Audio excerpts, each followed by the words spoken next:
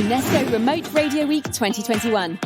Get ready for a week devoted to helping radio stations broadcast remotely. So thank you very much for joining us. Day 2 of UNESCO Remote Radio Week. Now, everybody's heard of WFH. Please remember this, it's WFH, not the other one. Work from home. Is it a short-term trend or long-term movement? Well, we don't know for certain whether some people will never go back into an office setting. What we do know is that for many jobs, working from home can be cheaper, more convenient, and more productive.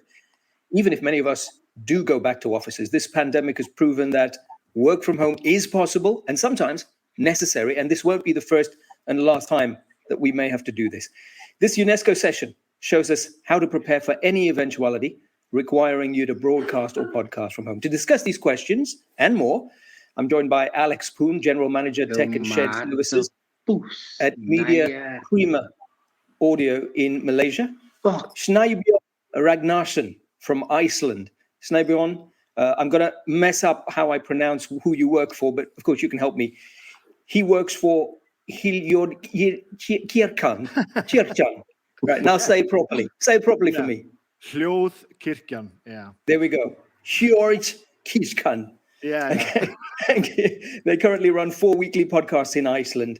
Franklin Huizies is from South Africa. He's a community radio specialist and managing director at Audio Monitor, and audio engineering expert Detlef Wiese. Thank you so much, everybody, for joining us for this session. There are a lot of people watching who are really interested to understand how they can prepare, what you've done well, what you've done poorly. This is the opportunity to let it all hang out, as it were. So let's start with you, Alex. You've recently taken a decision at your station in Kuala Lumpur in Malaysia. You've got multiple stations to crisis-proof those stations. What are you changing about the way your teams work from home?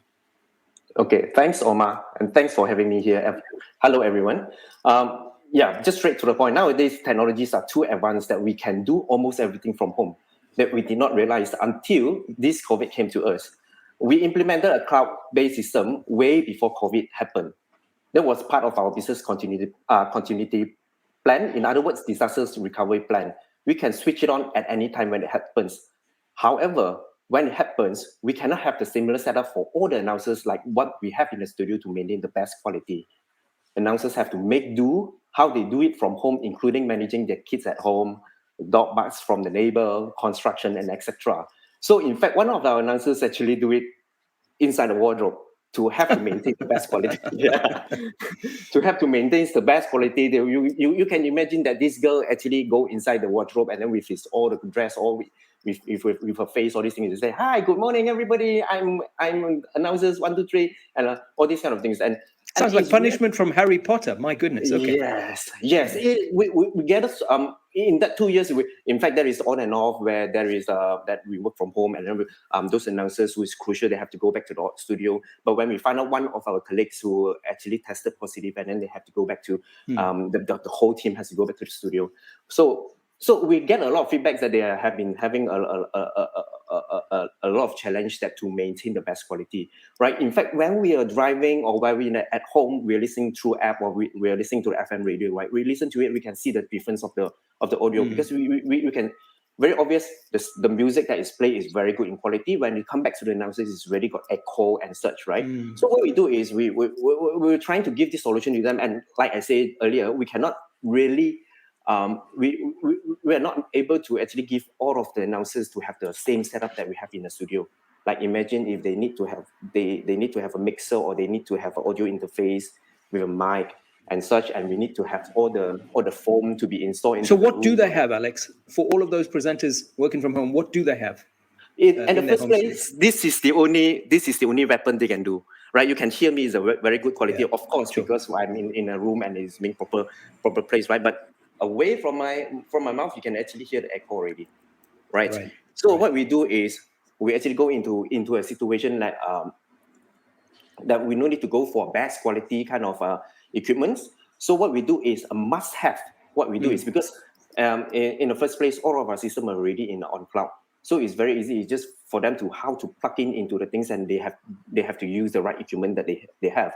So we actually provide them, each of the announcers, to have a dedicated mic, a 5-panel isolation windscreen, and then with headphones, because most of the time they actually go on air more than around 4 hours like that. So you like this today, 45 minutes, I think I can handle, but it's like more than an hour, it would be very tired already. Right. So in fact, these three things is the most important things that we need to have. In fact, this is the one that we are having. Right. Maybe bring that a bit into your picture. We can't see that very clearly. So that's the whole system, pretty much, yes, and that creates the Okay. Yeah. Because we are the announcers is they are not singing. It's talking. So make sure that they have their mouth is in front of the mic. And is this self-made? I mean, the way did you guys put this together? Did you just get your engineers or your technical people to just put something like that together with a professional microphone and give it to them? I'm talking about the sort of protection that you created for the sound. Yeah. Okay. Yeah. Okay. Got it. So but we have one of the challenges because this is a USB mic. Right, it's a USB mic, so you need to have a USB cable, right? As you all know, the latest Mac or the Mac before, right? They don't have a USB hub, right? So we also provide one of the dongle, we like a very low cost kind of things, like to provide those announcers who do not have that. So we actually looks like a total solution, but it's not a high cost kind of things. In fact, I can share with you is in Malaysian ringgit is around 900 ringgit to 1,000 ringgit, right? What is that? What is that? 900 to 1,000 ringgit. So in USD is around 200 to 240 USD. Then you can 240 USD, and they are equipped to go from home studios. Yeah. And like you say, there's a bit of compromise in terms of quality, but at least they're on air. Yeah. Okay. Yeah. And all right. when you listen to you can actually see a big difference between the one that before we give them the equipment and after we give them. Right. Okay. Yeah. Okay, that's great. Yeah. Thank you. That's excellent, Alex. Some good concrete examples of how you guys are doing it. Let me try with Snæbjörn. Tell me a little bit about the setup you've got. What I'm using now. What I'm doing now is what I usually do each and every week. One of our podcasts is my interview show, and the initial idea about that was doing it from home. If I switch to the other camera, you can see I'm just sitting in my living room. This is the view, and a big part of the show is actually the atmosphere. Right. So I wouldn't want to lose that, but of course we have a small studio that is better equipped for recording. But I don't think the interviews would be that popular and effective, but because of I'm doing it in my habitat, so to speak. Yeah. So the thing is to find the solution that sounds okay, and I'm pretty much using what I use during the interviews now. I have this Audient portable. You probably can see it, right? This one. Yeah. I'm speaking through this. Just 4 preamps. I have this. Of course, we're doing podcasts, so we use those mics because everyone is using them. The Shure SMBs. Yeah. And we come from the music world. We tour around the world with bands, and I've been all over the world playing with my metal band. And in the end, when everything is going so fast and you need something to work, you find out that you need equipment that just works. I'm a huge gear nerd myself, and I love all the preamps we have up in the studios and all the different effects and yada yada yada. But when you're doing this once a week, you just need something that you can move around, just plug and play, press the buttons, say hello to the guest, and speak for 2 hours, and it should just work. And that's the biggest part of it. So, but of course, we did align the table. It's this way, but not that way, because of like echoes and stuff. And I tried not to sit with my back straightly up against the glass window because of the reflection back and such. So there are those small tricks you can actually use, but no professional soundproofing. It's really a matter of trial and error to try and find the position where you are in your home studio, which has the maximum benefit and doesn't have echo, etc. That's what you did. It was purely trial and error. Move it around until you find the perfect, the sweet spot. Let's call it that. Yeah, essentially yes, but still not sacrificing the atmosphere for the interview. Yeah, and I mean, this is not full of equipment or stuff over here, but something that breaks the sound does quite a lot. And also what I am doing with like strangers each and every week, speaking to them on those mics. I know how they work, and I urge them just keep them as close as you can. Right. Because when you're really into the interview, you're just telling me something about your late mother or something, you start to drift away from the microphone. Sure, I'm sure you can hear me right now. But as you said, Alex, after more than an hour of that kind of echoing sound, it gets really tiring. So, but still, in the end, we are doing, for us at least, we're doing podcasts, we're doing interesting shows, and the content has to be number one. So for those shows, like for my show, for example, the interview thing, I think doing it in the right environment for that mood is the most essential thing. And then you just try to work with what you have. We have other shows just talking about records and music and vinyl and stuff that we just do in the studio where everything is soundproofed and as good as can. And that equipment costs probably 10 times what I have here. And so do you know what this little setup that you have in your home, what kind of cost that is in USD? So if you don't know, it's all right, because you can think about it as I go to Franklin. So work it out. But if you do know, tell us now. Let me think about it for a while. Okay, right. I would lie so badly if I said something else. All right, you think about that. You WhatsApp whoever you need to get the kind of real figures, and then we 100%. Franklin, tell us about community radio stations. I mean, you work with many of them. They're your key stakeholder. Directly from you, an insight into what happened during this crisis. Were people able to do what Alex was able to do, what Snæbjörn was able to do, or did they have to shut down? I think that the challenge we do experience is obviously connectivity. So when you have to work remote, connectivity becomes critical, and our experience is that becomes the biggest barrier. So what we've been able to do is to use WhatsApp, and so what it's much easier and it's much more cost effective. So these presenters, which were mostly volunteers, what they can do is to record audio and then send it through to the studio where it's then produced. So it becomes easier for you to manage the numbers of people coming into a facility, and especially with lockdown, we had special permission for radio stations to operate. So we were able to cut down on staff by using audio clips sent by presenters as they prepare for their shows. They could send those clips. Some of them could do the full program at home through Audacity and edit the whole program and then forward it as an audio clip via WhatsApp. So yes, we compromised a lot in terms of our live content, but it's mainly because of lack of proper connectivity.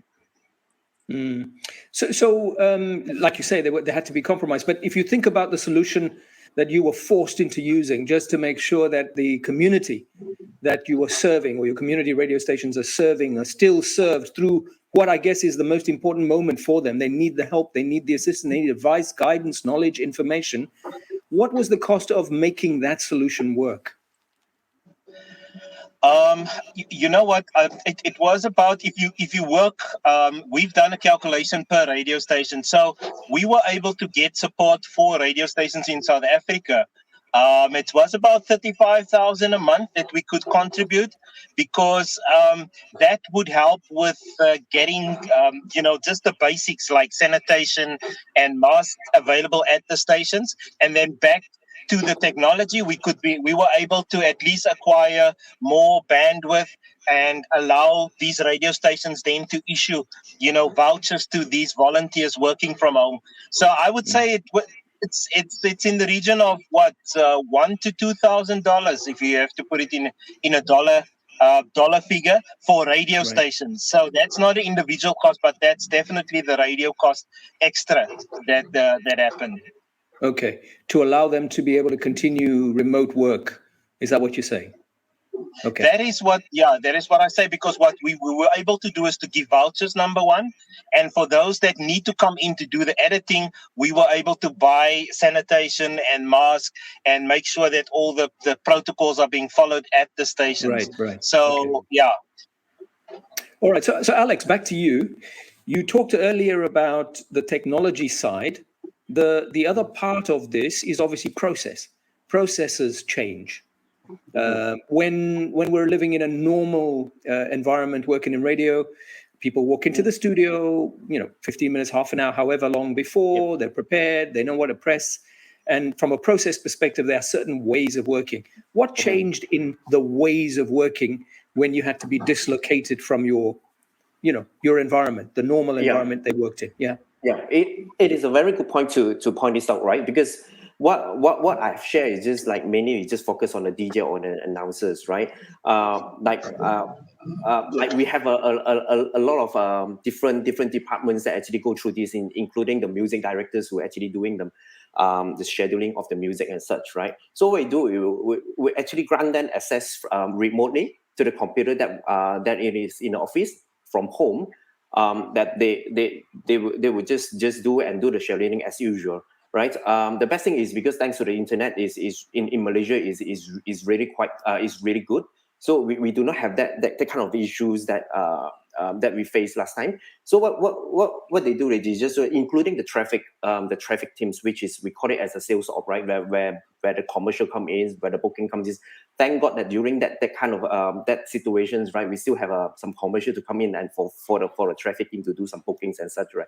So we actually give them access to via VPN, and they actually do the remote access and do the scheduling as well for the commercial. All right, back to the on air, right? Because the announcers are used to do it on the paneling and such, all these things, right? But we are asking them to go from home, right? How can they manage it, right? So the best thing is because, like I said, that before COVID, we actually moved everything into a cloud-based system. So the system that they have been using, we actually have a lighter version who they can actually access it to the system as long as they have the computer, right? But there are limitations that they cannot do 3 announcers at a time. What they have to do is only 1 announcer at a time. So during the time, they just manage the interface. Everything is exactly the same, whatever they do in the studio. And another thing is they do not require to have a different login and such. So what they have been using the users in the office, they just use back the same credential to log in. And when they see the face is the interface that they use to it. So they will actually make them to have a practice that they cannot find those music beats, they cannot find those settings that they have been using it. So everything is on cloud. So everybody is So the only thing that There's there are a couple of questions that come to mind, but before I get to that question, I'm going to come to you, Detlef, as our tech consultant on this particular panel, just to talk about importance of cloud and then importance of protection. The fact that you're now moving outside the sort of safe confines of hard drives in your own studio suddenly to the cloud, does that create more risk? How do you protect against that risk? I'm going to come to you with that question just now, so think about it. But let me say to those who are watching, there might be questions that you have that are very pressing that you want to put to our expert panel. Please send those questions through. And as they come through, of course, what we will do is we will put them to this panel. If they haven't already pre-answered, of course, these guys are extremely well prepared. You know, these are experts we're talking to at the UNESCO Remote Radio Week. So they might have already anticipated what you're going to ask. But if you have something that we haven't asked, haven't dealt with, send them through. And of course, towards the end of this discussion, absolutely, we will present those questions to our panel. So let me go to you now, Detlef. Firstly, the cloud, it sounds like when you go remote, that might be difficult for stations with limited resources, the community sector, I'm not sure. But for, big outfits, cloud is an absolute essential or not? Maybe it's really the opposite of what you're saying. You say it's not impossible. Maybe it is possible, and it's just a big opportunity. When I listen to Alex and Franklin, what you said about quality and connectivity had very different aspects. Quality on Alex's side with his own microphone, with his special microphone build up, and Franklin saying, okay, connectivity. So maybe some things have to be produced offline, and then later on have to go live. I have been personally involved in Zambia with a radio station in Chikuni for a long time, and it exists since 20 years, and I'm involved for 15 years. And what I see as a big challenge is really, and I see at your places you have studios also, quite professional environments. how to bring it more up remotely and more to people, of course, outside of the studio, and more flexibility. And so I think, well, we have smartphones, we have mobile networks growing, and independent of the final distribution way, whether this is FM, I think the title today is FM, but it could also be streaming. I think it's really how to create content at the source. How do you create the content at the place where you are? And I feel, taking into account those two aspects, quality and connectivity, it needs both. I think it needs really this equipment, which means really the microphone at the source, which is good enough, and the use of the microphone is good, so that people use the microphone in a way that it sounds really good. With this example of you, Snæbjörn, going far away, it gets tired. So I think the teaching is important, how to use it. And if you have an interview partner, that you may have two microphones, or at least you really switch the microphones, that's the key. And then really having tools, and I'm not seeing them. I could not name a tool or an app on a smartphone which covers this all, but that you can really produce. So of course you have tools to produce audio, no doubt. There are lots of tools, and you gave some examples. But also to do a radio show, to say, okay, come on, I have a radio show. I do something live for 2 minutes. I have a commercial. I have music coming from the cloud. So I really can do it remotely, not controlling my studio, but the studio is on my smartphone actually. So I have it with me. And so I think that's where we see challenges and opportunities in engineering to cover this. And then let's say if you have a bad connection, Franklin, then of course you need to do something offline. So I think it would be great to do live if you have an indication on your smartphone, okay, the connection is good enough to do live, then you go live. If you can't go live, I mean, you have something pre-produced which is in the cloud. The pre-produced is not anymore on your smartphone. It's already in the cloud. So from the cloud, of course, it's much easier to go live, whether it goes live from the cloud to an FM station or to be transmitted on FM and modulated, or whether it goes to a CDN content delivery network to go really for streaming. So I think those areas, I would say, in terms of safety or security, I would say comment only. It's like with everything else too.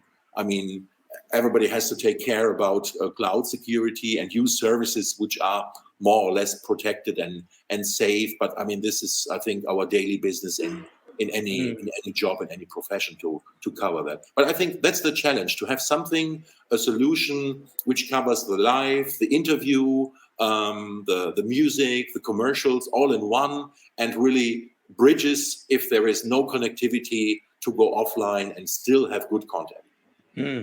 That's really good advice. Thank you for that, Detlef. In fact, I'm glad you brought in this whole idea of the mobile phone, the smartphone, as a means of being essentially being your studio, your ability to record or in fact broadcast live. I'm not aware if anybody's doing that. So can I open this up to the panel as a whole?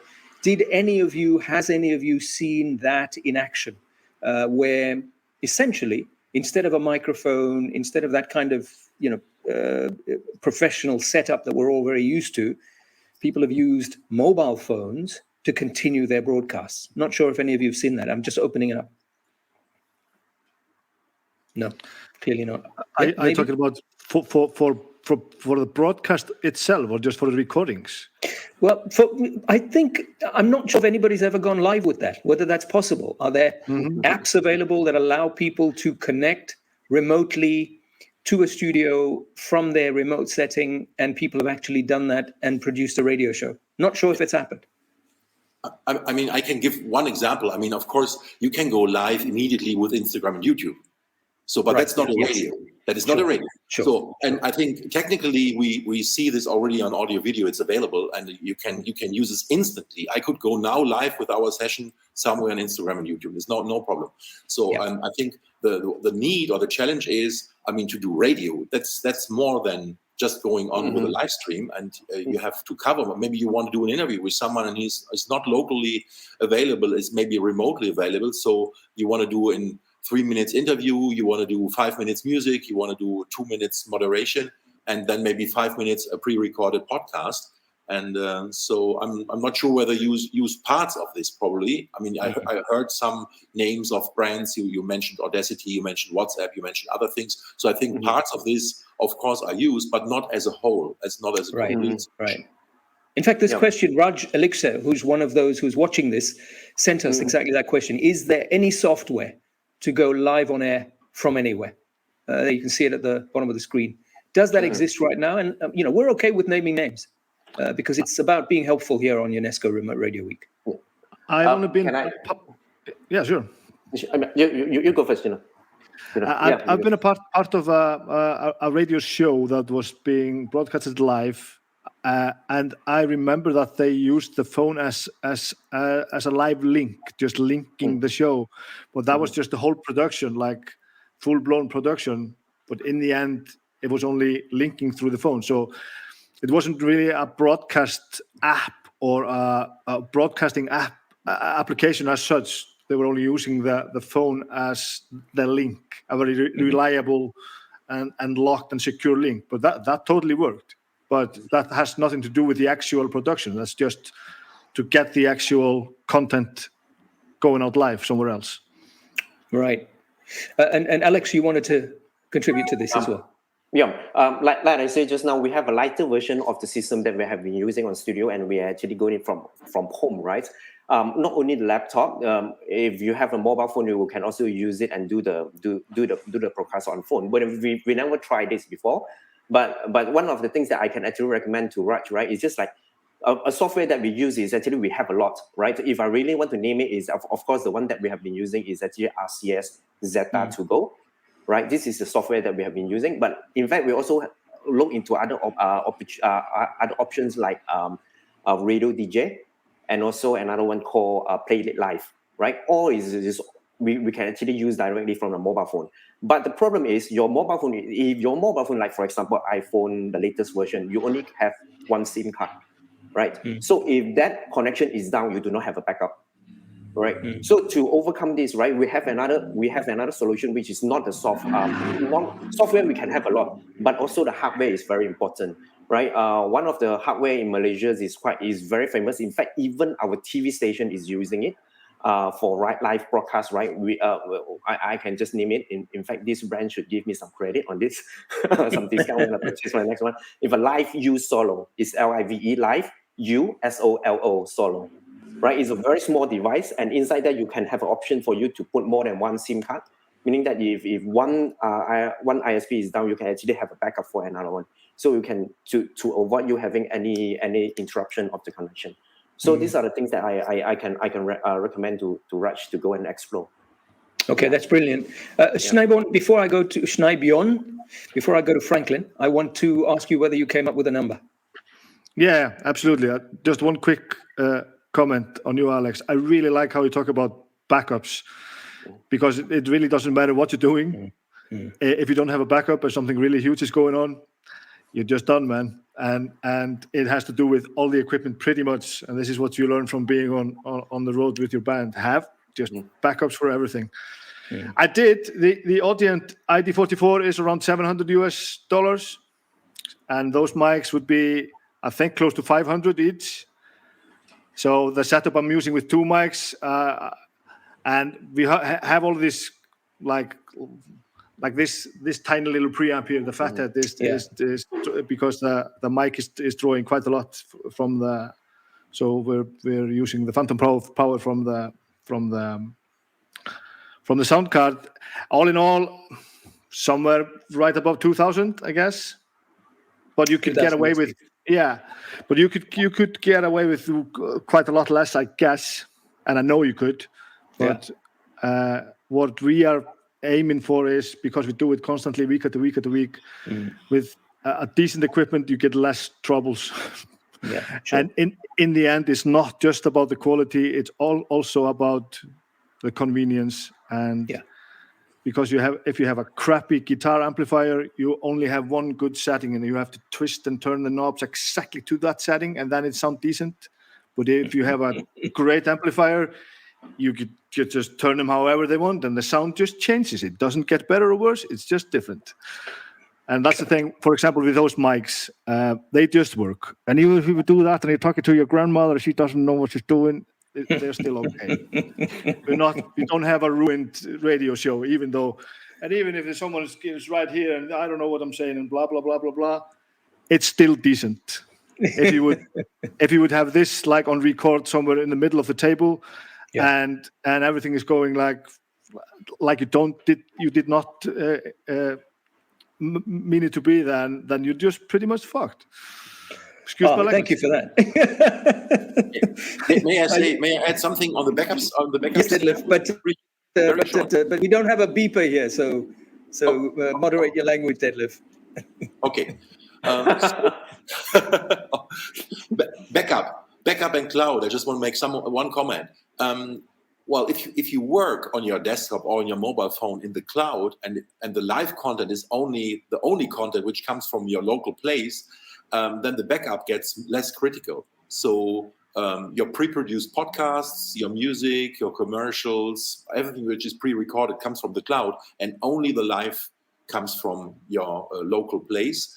And then in that case, I mean, also here, it's more like dreaming, because I look a lot in future trends and challenges, what needs to be done next. I don't think it's there yet, but is also that then, let's say there is a failure in connectivity and you don't have this double, triple SIM card hardware, as you described, Alex, then maybe also here it would switch to something which is pre-recorded. And so you can prepare a lot for the failure case, and maybe can let's say work with less investment, less money locally, and do content. Yeah. Franklin, let's get to you. And I'm doing this on purpose because I see that you're distracted by something, so I just wanted to catch you with the distraction.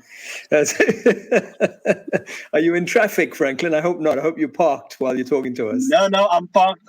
There's somebody outside the car. Sorry. Well, maybe I saved you from that somebody. Hey, you don't want to be interrupted right now.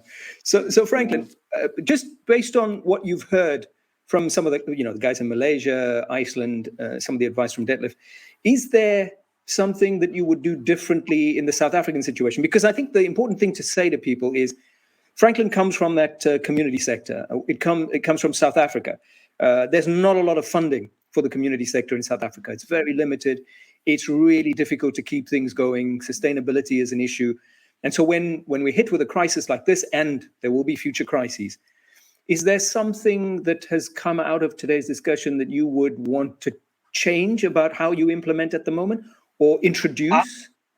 Yes, definitely. I want to say that a network like this to start with, almost like pandemic proof yourself, because I can tap into what Alex is saying, tap into what my friend in Germany is saying, because all of that will definitely help us to come up with a better solution, come any next pandemic. So I would say number one is this network that you've established here. I would also say the technology. I think the one that Alex was talking about with the backup SIM card, that one is critical, and I'm assuming it's not that expensive. So it might be an opportunity for us as radio stations, as a collective, because we've got a network of radio stations in South Africa. And I think in most African countries, we do have networks, country networks. And so what you can do is to start developing a guide so that people can know, okay, fine, these would be the kind of methods or methodologies you can use to cut costs, number one, but not to compromise on quality necessarily. So I would say there's definitely a great opportunity. When I look at the whole issue around connectivity, I know that connectivity can be, saved. Your challenges with connectivity can be reduced if you can find equipment and softwares and stuff that's less, stringent on bandwidth. So I think there's definitely an opportunity to use the knowledge within this network, and maybe that knowledge can be, distributed broader, for free through organizations like AMAC and other global or sub-regional structures that can facilitate this kind of distribution of information. The technology side, I think, yeah. Okay. Keep going. Sorry, Franklin. Finish on that technology side, and then I'll move on. Yes, I was saying with the technology side in Africa, I think what would you say, proliferation of the use of smartphones in Africa is very high. You would also even see that it might look at two 2 smartphones per person if you look at the number of smartphones in distribution. So it means there's a great opportunity using smartphone friendly technologies for radio. So that's definitely an opportunity. Okay, that's very good. In fact, I'm glad you brought up the broadband issue. But before I get to asking Detlef about whether there are ways where we, especially in broadband limited areas where broadband's expensive, like parts of Africa and other parts of the world, whether people can broadcast with something that doesn't suck up that much broadband. Let's first deal with Kitmun Choi's question, which I think we might have dealt with, but just in case we haven't. How do you do this stuff remotely and still maintain quality as good as studio audio? Is that even possible at this point? Maybe not yet, maybe it's still to come. Detlef? Yeah, I think we talked about the use of the microphone, and I think Alex gave a good example. On top of this, what I would see is also signal processing and maybe also introduction of AI. So artificial intelligence on the audio. I mean, there are lots of things are going on, very cool results from labs, what you could do with the audio. And actually, there is also some time. I mean, live is live, but live, let's say if live is maybe delayed by 1, 2, 3 seconds, it's not so critical, I think, for the end user. I mean, it's still live. And that means 2, 3 seconds for analyzing the audio. So that means if there are children around or water is coming where somewhere is cooking, some noise here and there, I mean, that can actually be processed. I mean, it's not ideal. It's definitely not. I mean, the studio I love the studio environment. I mean, you saw mine behind me also, and I like to be in the studio. Quality is better, but maybe we can come closer, or we can, let's say, eliminate at least artifacts and distortions so that it is, well, let's say we try to get to the optimum, which is possible with signal processing and AI. Okay, is that possible today? Or like you say, it's at a lab environment, so it's still being tested, still being experimented with? Yeah. I think it's still being tested and good results. But I mean, what I was talking before is this all-in-one production app or software where we were talking about. No, I don't see this somewhere. I think that's something which needs to be created. Okay, that's very useful. Now let's focus on that scarcity of broadband, expensive broadband, anything that takes too much broadband in community radio environments, whether it's in economies and markets that don't have ubiquitous cheap broadband at the moment. How do they deal with the issue of broadcast? Is there something that exists today that allows for a low broadband environment and for broadcast to happen anyway? In a low broadband environment. Does anyone know? Does anyone have any ideas? We are very spoiled. The Icelanders, we are very spoiled. The internet connection everywhere is superb, and that can be difficult at times because we are anticipating sometimes that still is not doable because we just want it all. So sometimes when we are traveling abroad, like with my band, and we are broadcasting from there, we run into all sorts of problems, and we don't really know how to deal with it. It's Detlef, any ideas? Yeah, I mean, one key thing I think is to use as less bitrate as possible. And then for those purposes, I mean, I know that one trend in the world on audio is to go linear, to go the perfect quality. But on the other hand, encoding research has been really improved a lot, and this is available. I mean, for instance, we have a coding format called XHEAAC from Fraunhofer. I mean, they were the original MP3 inventors, the research organization. And XHEAAC is using 12 kilobit. I mean, not 64 and 80. So if you are at 12 and 8 kilobit per second, come on. I mean, this is something, in lots of cases you get. If you don't get this, then maybe you don't have a connection at all. Yeah. Okay, that's really helpful. That's available. Okay. Well, that's great to hear. If we get a question about that, or if we can connect people to you, Detlef, if they need more information. Now, we've got about 5 minutes to go. If there are any other further questions coming through, obviously, we're happy to take them for our panel. But what I want to try and end with is must-haves and nice-to-haves, right? So if just people who are watching today, some of them are going to not have the good fortune, Snæbjörn, of living in Iceland and having all of this wonderful broadband, and to be able to grow and nurture a beard like that must take some effort too. So when we think about environments where there's scarcity, economically, broadband, et cetera, what is the absolute must-have to be able to do a home studio? Let's start with you, Detlef, on that, and then I'll go around. Yeah, I make it short. A reasonable microphone and a good knowledge about how to use it. Good, nice and short. Alex, from you, must-have. Must-have. Yeah. Make use whatever you have. Okay. All right. This is when you get a phone, you will actually get this for free. Yeah. Right. That is the only option that you can do. In fact, I just want to a quick one that there is a lot of music app, like for example, Smule and Weezing, all these kind of things. Right. They just use this, and they actually get a very good quality of singing, but not into a standard of Snæbjörn and Detlef are having. But this is actually good enough. Well, as far as I know, BTS doesn't use that, right? I'm just kidding. They're top quality. Snæbjörn? I just want to stress that no matter how good your equipment is, your show is never going to be great because of that. So it always has to do with the idea first, and then we use whatever we have. We need something to get the sound across. And I totally agree with the two of you with just use what you have. It's more about doing your thing properly and as good as you can with what you have.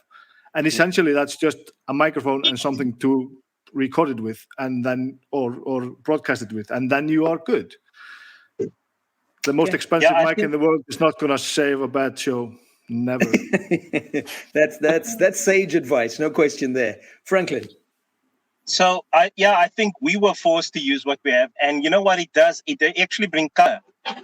If you look at how we were able to use WhatsApp and how we changed the way that people submit messages and just goodwill messages to family through those kind of social media platforms, we've upped that. We've increased that participation, that local participation, and that's critical. And it also helps with, just changing the vibe within the local community, especially during lockdowns. So I think that definitely use what you have and be creative in terms of how to make the circle bigger. Great, thank you for that. That's again good advice, Franklin. Alex, it looks like there's a question just for you.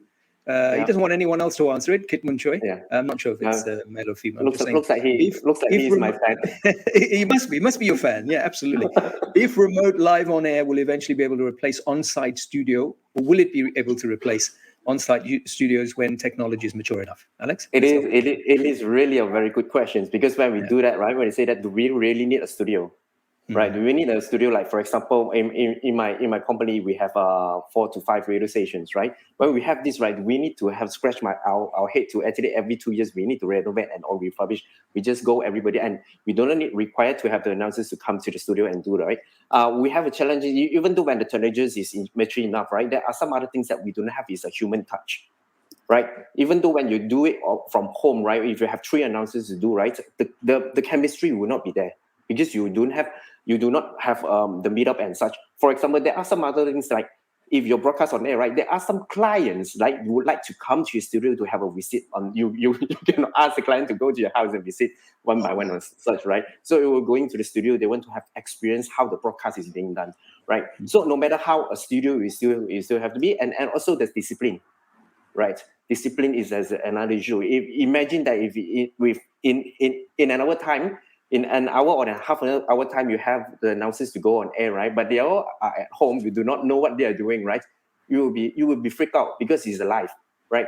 So yes, technologies like what Detlef say, right? There are some AIs that has already. In fact, we can actually use AI to replace a news presenter, right? But at the end of the day, the tone of the way that they say, right, it will be different, right? Sure. Yeah, so this is what I actually answer you, Kipman. Thank you very much. I think that was pretty powerful, right? I mean, I think the important thing is technology can do some things, but what can't be replaced is the chemistry of people working together, engaging together face to face. And that's what we've learned through this pandemic as well.